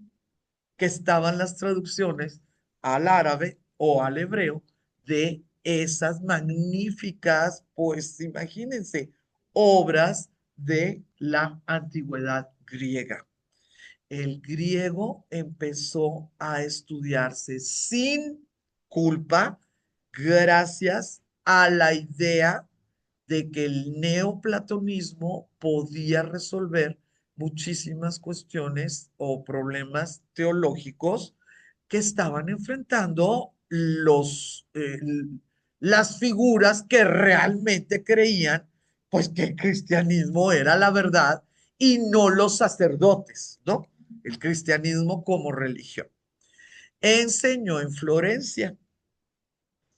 Llegó un gigante a una ciudad que estaba repleta de mecenas, con dinero saliéndole hasta por las orejas, que no estaban dispuestas a ser súbditos del Papa, y llega alguien y les dice, tan, tan, tan, tan, tan, ustedes están bien y pueden estar mejor. Le dieron casa, le dieron beca, le pusieron escolta, le pusieron salones y mire nada más. Estableció la base para la creación de la Academia de Florencia. Nuevamente, las grandes ideas llegaron de Oriente a Occidente. Esto que está diciendo Mónica es importantísimo. En el Oriente dice, solo hay maestro. El maestro aparece en el momento que el discípulo se manifiesta. No hay conocimiento, no hay transmisión de conocimiento si no hay oídos. No le hace que no haya cerebro, ¿eh? Tú lo puedes estar oyendo y como de memoria y no lo entendiste, pero bueno, te lo grabaste de memoria, como quiera tú estás haciendo que haya permanencia, ¿no? De ese conocimiento. Pero lo que está diciendo Mónica es importantísimo. Primero cambia la sociedad y luego llega la semilla. ¿Cómo cambian las sociedades? Por pequeñísimas, pequeñísimas velitas. Una velita en Florencia, chiquita. Otra en Pisa, otra en Génova, otra en Ferrara. Chiquitas. Que no causen furor, que no las puedan encarcelar, que no las tengan que quemar, que no las metan al manicomio. Chiquitas, pero muchas. En ese momento la sociedad da un paso. Y ese paso que las hace salir del pantano, cuando menos ojos, nariz, respirar y oídos, cuando menos así del pantano, en el momento que llega algo muy, muy grande, lo pueden proteger. Ya no lo van a encarcelar, no lo van a quemar, no lo van a confiscar, etcétera. Y eso es lo que pasó en este caso. Yo les estoy hablando en Florencia o en la Toscana de de la Edad Media plena, desde el 1000, y este hombre llega en 1300, en 1438. Pues claro que ellos ya tenían 300, 400 años en que una velita aquí y otra velita acá y otra velita acá, cuando llega un gigante, lo protegen en vez de apedrearlo, ¿sí? Este gigante no es tanto Platón, sino es el neoplatonismo. Neoplatonismo. Si nosotros, va a ser muy poquito, va a ser muy, muy, muy, muy chiquito. Si nosotros más o menos queremos así un poquito, fíjense, el neoplatonismo es un conjunto de doctrinas y escuelas de renovación del pensamiento de Platón, interpretado especialmente desde una perspectiva religiosa.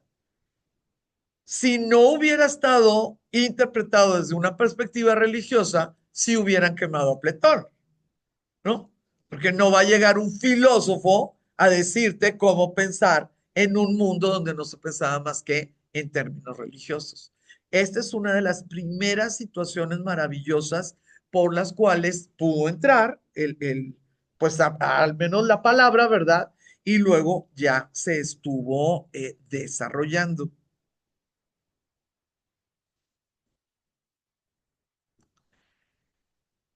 Plotino es antiguo. En general, el pensamiento neoplatónico se presenta como una forma de redescubrir las verdades fundamentales de la auténtica filosofía, que en cuanto que es concebida como búsqueda de la verdad, se identifica con un modo de vida y con la auténtica religión.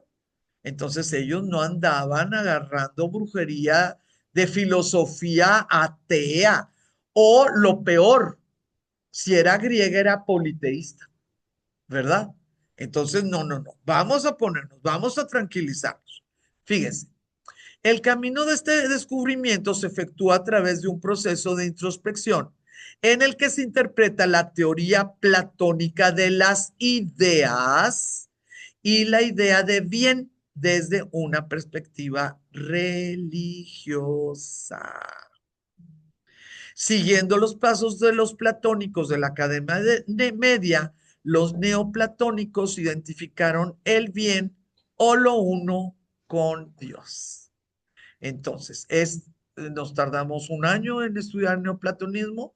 Lo único que necesito es que entendamos que el que sea neoplatónico no quiere decir que agarraste a Platón y lo pusiste en el siglo XV. No. Tomaste una plataforma platónica en donde puede existir un mundo concreto y un mundo de las ideas. Eso es ideal. No quiere decir que es perfecto, sino que es de las ideas, y le aplicaste tu conocimiento del siglo XV de cristianismo. ¿Dónde está lo concreto? ¿Dónde están las ideas? ¿Qué es lo bueno? Es Dios.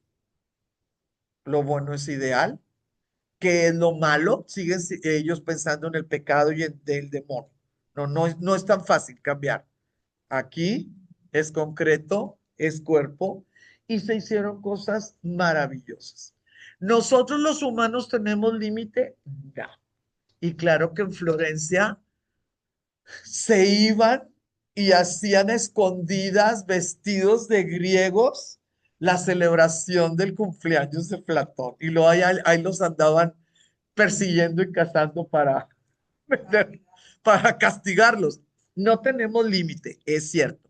Pero bueno, esas ya son así como modas. El neoplatonismo llegó de rebote con uno de los acompañantes de uno de los últimos emperadores de Constantino, bueno, del Imperio Bizantino.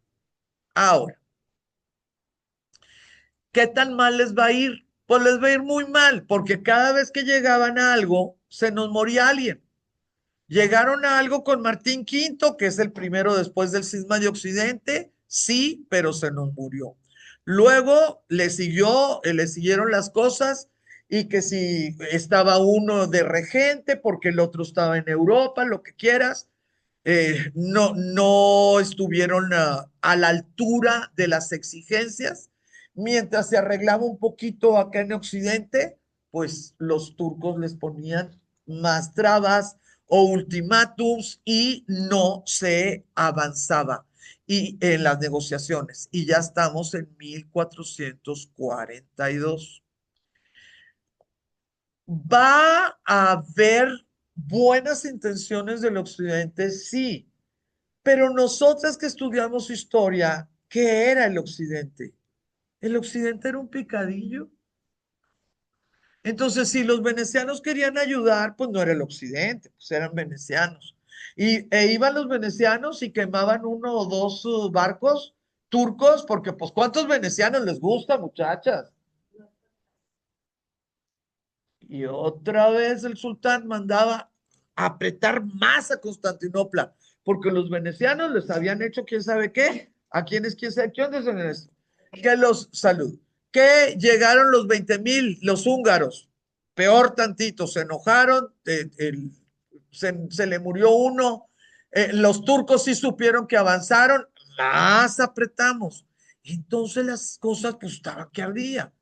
Juan VIII muere en 1448 en una situación completamente desesperada. Aunque se casó 3 veces, ninguno de los matrimonios tuvo hijos. Constantino XI, y con eso afortunadamente se alcanza a terminar la clase. Constantino XI también era hijo de Manuel y van a creer que nunca lo pudieron casar. Le ponían y le ponían y le ponían y le ponían y medio que se casaba y que no llegaba la muchacha, pero ya estaban casados y luego, pues que si se murió la muchacha y luego que si sí, luego que si se rompió el... Y así, total, cuando él subió al trono, no estaba casado. Y deja tú que no estuviera casado, no tenía hijos, sí, no tenía hijos. Tan fue el último emperador romano de Oriente que ni siquiera lo coronaron en Santa Sofía. Tampoco nos platican eso. Si yo como rey no puedo entrar a Constantinopla para que me coronen, ¿no creen que ya estaba que perdida Constantinopla, muchachos? ¿Sí? Esto sucedió, su coronación, bueno, su coronación, que fue en otra parte, y sí fue un patriarca y lo que quieras, fue en el 49, solamente 4 años de reinado. Constantino XI es recordado como un buen hombre, buen general, buen administrador.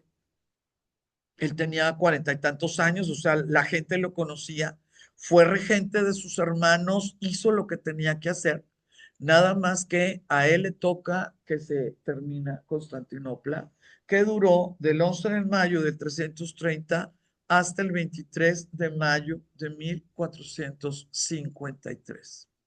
¿Cómo cayó Constantinopla después de un asedio? Pero terrible, terrible, piedras de 1 a 2 toneladas, arietes por todos lados, ruido día y noche, solamente fueron 5 semanas. Entonces tú lo lees y dices, ¿y por qué no? ¿Por qué no se defendieron? A ver, la población había disminuido significativamente debido a la ocupación latina, las guerras civiles, los brotes de peste de 1347, 1409 y 1410. Cuando Constantino se convirtió en emperador, solamente había unas 50,000 personas en la ciudad. ¿Qué hacías? Se supone, y con esto terminó la clase y les agradezco muchísimo que se hayan tomado el tiempo de tomar este trimestre, se supone que el ejército de Mehmet, y bueno, turco, porque pues eran muchos generales, más o menos pudo haber ascendido 80,000 efectivos. Y que dentro de la ciudad, cuando mucho, pudo haber habido 8,000 efectivos. Porque cuando dice 50,000, no es que sean soldados o que puedan estarse. Eh, dos de las cosas más tremendas de la leyenda de la caída de Constantinopla, a mi juicio, una de ellas es que una puerta se quedó abierta, que la descubrieron y que por ahí, que no fue que cayeran las murallas, sino que se vendieron las murallas. Y cuando estuvimos en Constantinopla, pues claro que pasamos por esa puerta, que es una puertita mugrosita, ¿verdad? Toda llena de piedras y de tierra, pues en la actualidad. Pero la otra situación es que no se encontró el cadáver de Constantino XI. Entonces, muchachas, sí cayó Constantinopla, sí se volvió Estambul, sí se hizo musulmán, pero lo único que se hizo fue ese pedacitito que todavía no era turco, simplemente se le quitó lo cristiano, ¿verdad? Y se puso lo musulmán, porque como ustedes vieron en el mapa, ya estaba totalmente rodeado. No lo encontraron, no sabemos si murió o no murió. La leyenda dice que no murió, ¿verdad? Y de ahí surge la leyenda del emperador de mármol, un emperador que está esperando su momento para volver a recuperar la grandeza de Roma.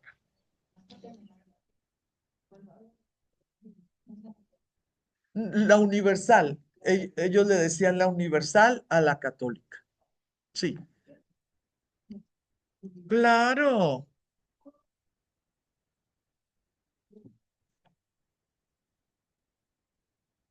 porque firmaban que que estaban reconciliadas, que en el concilio tal y en el otro concilio y el papa no sé qué, los ratos que se supone que estaban reconciliadas hacían los acuerdos matrimoniales.